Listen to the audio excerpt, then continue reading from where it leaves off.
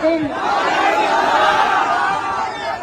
पौवा खाली में यहाँ पर मौजूद मेरे सभी मोहतरम बुजुर्गों, भाइयों और हमारे बीच में यहाँ पर महागठबंधन के प्रत्याशी मौलाना सऊद आलम साहब आपके बीच में हैं।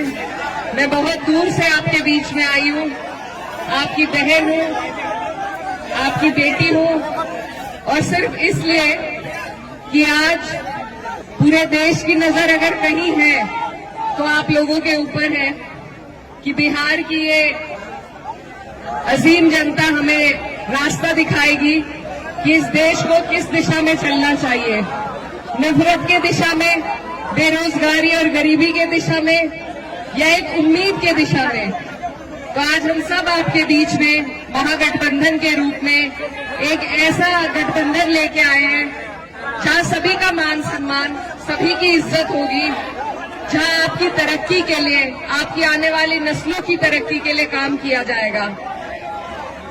ये जो धरती है बिहार की, ये मेहनत कष्टों की धरती है और यहाँ पर सबसे ज्यादा ईमानदारी से मेहनत करने वाले हमारे भाई रहते हैं। लेकिन अफसोस की बात है कि आप लोगों को रोजगार के लिए अलग अलग सूबों में जाना पड़ता है, अलग अलग राज्यों में जाना पड़ता है। ये आपकी जो सरकार है, ये आपको नहीं रोजगार देना चाहती, आपकी तरक्की नहीं चाहती है।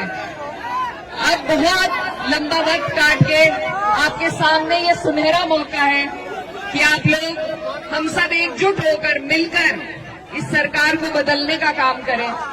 और ये सरकार सिर्फ तब बदली जा सकती है जब हम बहुत समझदारी और सूझबूझ के साथ ये आंकड़े जोड़े कि सरकार को हरा कौन सकता है। ये गठबंधन इसीलिए आपके लिए बना है कि सब आप और हमारे जैसी सोच रखने वाले, तरक्की की, भाईचारे की सोच रखने वाले लोग एकजुट होकर इस नापाक सरकार को बदलने का काम करें। मेरे भाइयों, मैं आपसे ये कहना चाहती हूँ कि आप लोग अपने इन वोटों को, अपनी ताकत को बंटने नहीं दीजिए।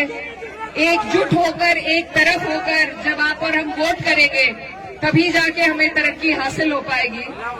हमारे बीच में मौलाना सऊद आलम साहब, अब भी आपके विधायक थे, आपकी लड़ाई लड़ते रहे और फिर से आपको और हमें कोशिश करनी है कि इनको फिर से हम जिताएं ताकि हमारी सरकार बन सके। मेरे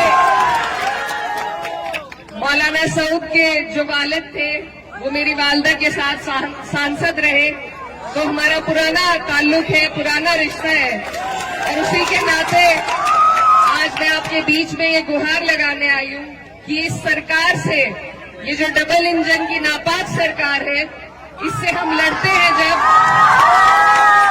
इससे हमें लड़ना पड़ता है आपके मुद्दों पे, चाहे वो वक्फ का मुद्दा हो या आपकी तरक्की, आपकी बेहतराई के लिए, आपकी रोजगार के लिए कोई मुद्दा हो।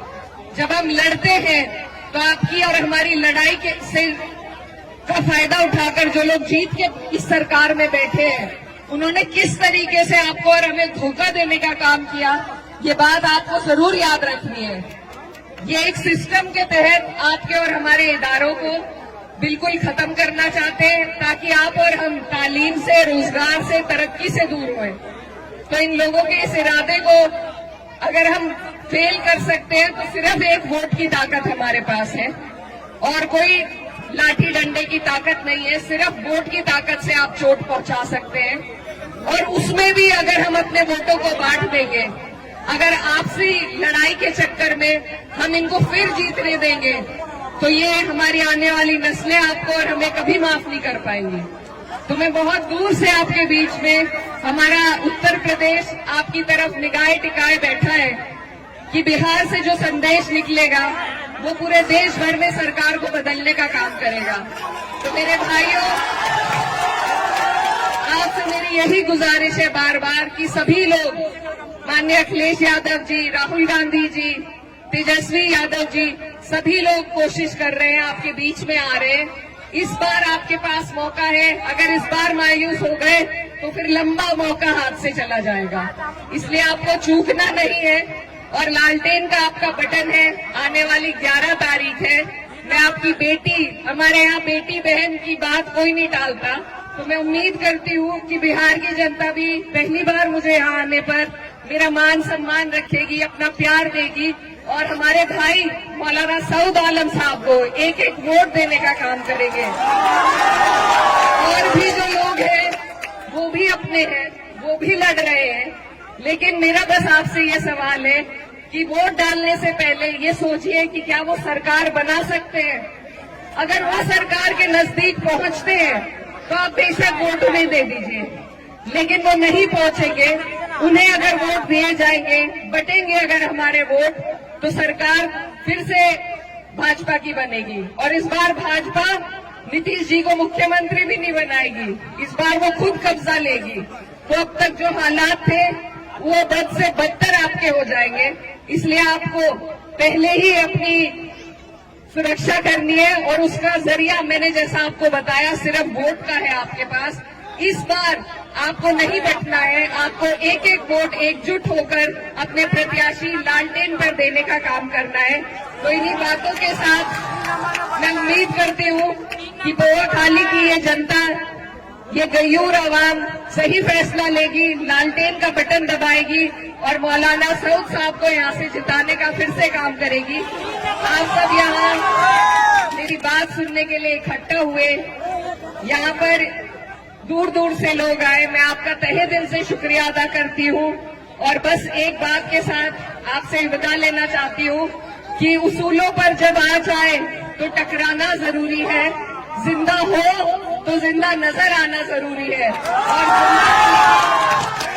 और जिंदा कौम की और जिंदा दिल्ली की अगर सबसे बड़ी मिसाल कोई हो सकती है तो वो इस बार इस सरकार को उखाड़ फेंकने की ही मिसाल आपको देनी है। आप सबका यहाँ आने के लिए बहुत बहुत शुक्रिया, धन्यवाद। दुआओं में याद रखिएगा। अस्सलाम वालेकुम।